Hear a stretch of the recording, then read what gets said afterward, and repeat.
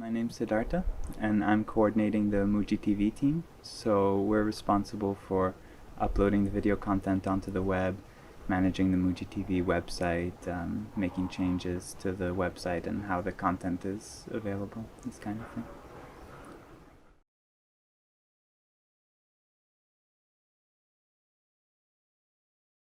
This idea of awakening or enlightenment was like something that for me was such a strong drive for such a long time. And that was also linked because I had a very strong experience at a certain point in my life where I really felt like somehow like I was at one with everything, and like my ego just completely disappeared, and like, wow, like there's only this and there's only ever been this, and suffering is an illusion. And it was just such a strong like blast, like an atomic bomb had gone off and my entire previous life was gone. And all that was left was just this like, this awakening. And in that moment also I felt like this is enlightenment. It really was like that, and like it's just eternal bliss. But then somehow there was the sense of somehow like shifting out of that and something coming back into a shape or something like that. And then once that happened, all of a sudden there was this really strong thing of like, I have to get back there. I have to get back to that. And out of that there was this period of very devoted seeking, that went into different paths and different satsangs and different teachings and different systems. And then what I found once I met Mooji and what he was pointing to, he was really pointing to this observing stillness, this presence. And at a certain point he was even saying like, let go of this idea of enlightenment. And there's almost something scary about that, because it's like, but if I let go of that idea, am I still going to get it? Or am I just going to, forget about it or something like this? But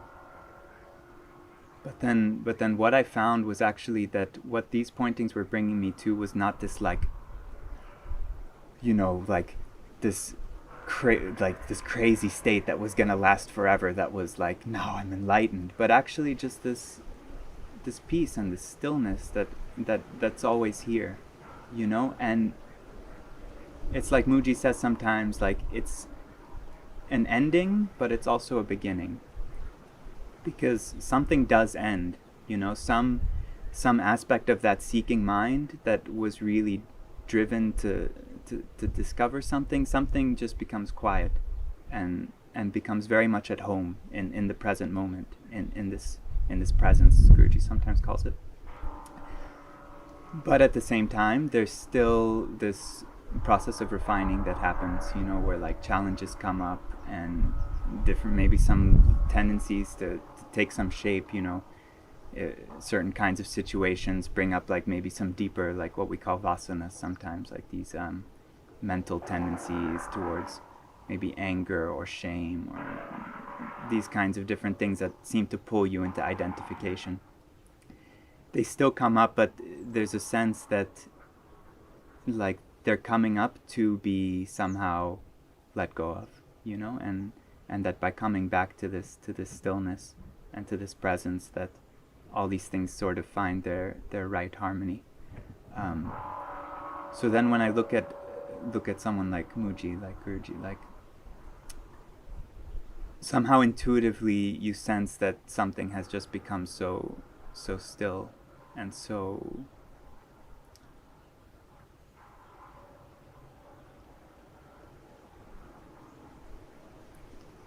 it's this funny paradox that like what you are always is and never changes, and yet somehow there is still this process of evolution and becoming more one with what you already are. So I think a lot of the people who are following Mooji's pointings very deeply and very closely, they find that this is the kind of process that they're in. Like Mooji says sometimes, like we start at the end, like the ending being the recognition that there's just the self. But from there, everything that seems to create some noise is still becoming absorbed back into that. So for me now, this concept of awakening or enlightenment, it feels like I can't think about it as some experience that's going to happen at a certain point. I would say, like, if an experience happens, it would be maybe like to, you know, if some delusion bursts or something like that, and there's all of a sudden this big wave of insight, that would be the experience, but the one for whom the experience is coming is still the same one. And so it's like, it's just, everything is just becoming more and more settled into that.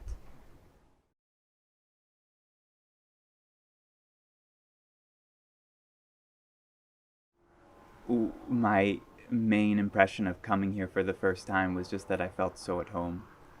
And there's just something in Sahaja that, like, this special vibration that you feel in satsang, you know, or this vibration that you feel from Mooji, which for me the strongest aspect of that was always just this naturalness, like this freedom to just express and be real and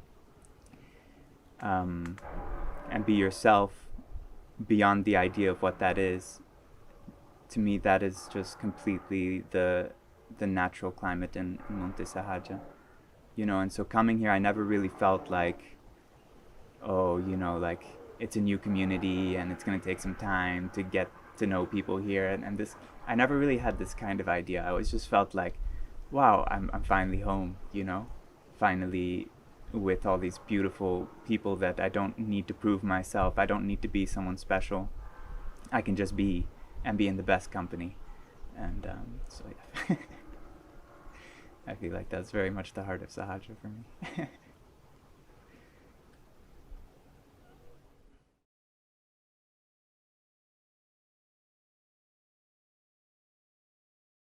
My wife and I attended an online retreat, and after that we both just had this very strong heart desire to meet Mooji in his physical presence, and then the opportunity came to go to India and go to the Rishikesh satsang season. Satsang has made a really big impact in our relationship, and in a way it's like when we first came into satsang together, it felt like almost like it hit the reset button on our relationship. And I just remember this very strong feeling that, you know, we were watching these satsangs together and really following the pointings together and coming to this place of clarity about who we truly are. And then when I sat with her, it felt like we were just meeting each other again for the first time. We actually wrote to Mooji about it. I wrote to Mooji about it, and I remember he said something like, isn't that amazing that you can, you know, you can come to nothingness and yet you don't feel like, oh, you're nothing, you know, like I'm done with this, you know, but actually that you see the other again in the truest way, you know, as like really a reflection of your own heart. Being in a relationship is definitely one of the places where, you know, the personal triggers are the most present, but at the same time it feels like it's become much more superficial, you know, like maybe you trigger each other, but then something already is just seeing it and saying like, wow, this is so silly, you know. And really it keeps coming back to this this realization that we're just kind of mirroring each other, you know, and that because there can be a strong maybe mental habit to project onto the other person, why are they doing this to me, and then you just see like, okay, you know, that's not really true. It's okay, maybe there's something here I have to look at. And then as soon as that shift happens, then like everything just opens up again. So the relationship is so powerful for showing you that, you know. Yeah.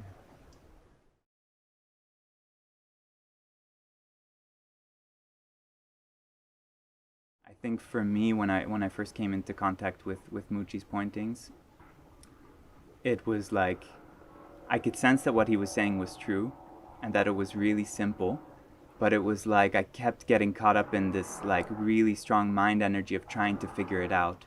And it felt like the more I tried to figure it out, the more complicated or confusing it got, and like you're getting closer and closer and closer, but like you're never quite getting to that point. But then somehow, like at some point, just something opened up and realized like, oh, but even this attempt to understand is being seen. And like that's really what he's pointing to, you know. And there's this, when that space somehow opens up, it's like there's such a peace and such a calm. And like, even if the mind says, you know, oh, is this it, you know, is this what we've been looking, it's like even that is just, oh, okay, that's also nothing, you know. And this really, this feeling of beingness or presence, for me, it's the heart of it, you know. And all the different guidances that Mooji gives and different pointings, it feels like it's all bringing you back to this same stillness in a way. They're not putting you into any kind of like conceptual shape that, okay, now I have to be like this and like I'm always gonna stay like this, you know. It really, they just open you up, and the more you're open, the more you find your natural wisdom is able to just present itself in the moment.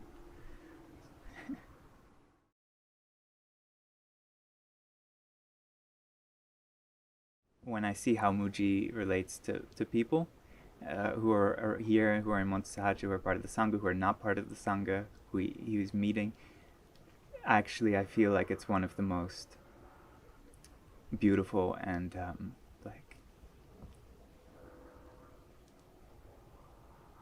like I don't think it's something I really could have ever understood before I saw it in person, you know, because he really I feel very touched right now. He's just so open with everyone, you know, and every single being that he meets, it's like they're the center of his entire universe. And the real beauty in that, I think, is that, you know, he's not the center of his own universe. It's like they have become everything for him, and they feel it so deeply. And when you experience it, you think like, wow, you know, Mooji like loves me so much, like more than anyone, you know, like this, that's just how it feels. But then you see someone else, and it's not like a jealousy, but it's just such a miracle. Like, wow, how can you give so much of yourself constantly to others, you know? And in such a way that's so not contrived, but it just flows so genuinely from the heart. And you know, whether it's coming through the satsang pointings, which are so powerful and direct, or just through a hug, or just through like a glance. I mean, it's just everything in his presence is just has this magnificent love behind it that, yeah, I just, you know, I just pray that we can become like that. Like, wow, that's just, to me, this is the real proof of everything that he's pointing to, is how he is with other beings.